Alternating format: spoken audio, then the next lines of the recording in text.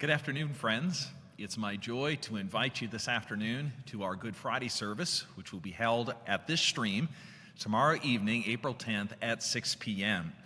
It's our special joy to celebrate Good Friday with those in Cedar OPC. Reverend Steve Igo will participate with the pastors of this church in that service. Now, perhaps you've participated in a number of Good Friday services, or perhaps this would be your first. In either case, I want to give you a compelling reason to join us tomorrow evening. And that reason comes from Luke chapter 22. I want to read a few verses for you and then tell you what that reason is. And Jesus said to them, "When I sent you out with no money bag or knapsack or sandals, did you lack anything?" They said, "Nothing." He said to them, "But now let the one who has a money bag take it, and likewise a knapsack. And let the one who has no sword sell his cloak and buy one. For I tell you that this scripture must be fulfilled in me." And he was numbered with the transgressors. For what was written about me has its fulfillment. And they said, "Look, Lord, there are 2 swords." And he said to them, "It is enough." Now that seems like a strange passage, maybe, as a compelling reason to come to Good Friday. But you should know that this passage comes from that last week before Jesus died. And it really harkens back to Luke chapter 6, where Jesus had sent out his disciples earlier. And when he sent them out, he told them, don't take any of these ordinary things that people take with them when they go on a trip. Rather, depend on those that you're going to, because it's going to be a short time until you return back to me and continue the work with me of preparing for the time when I will be gone.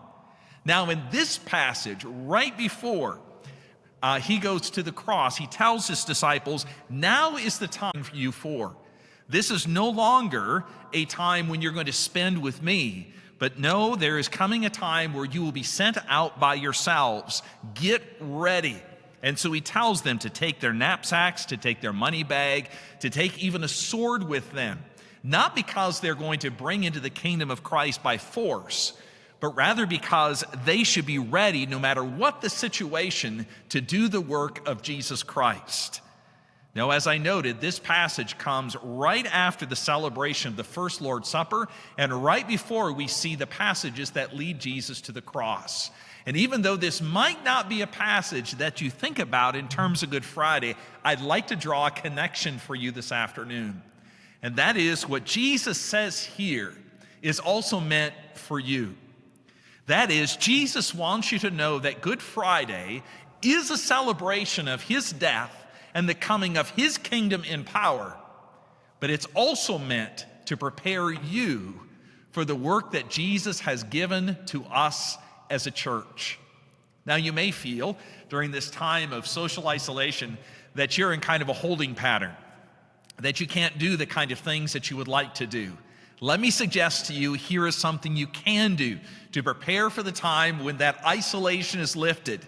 You can participate in this Good Friday service to hear about the death of Jesus Christ on your behalf and the news that that death is intended for all of those that Christ would call, so that in the future, whether it's in social isolation or whether, Lord willing, that is lifted, we will be ready to do the work of Jesus Christ in the place that he has put us.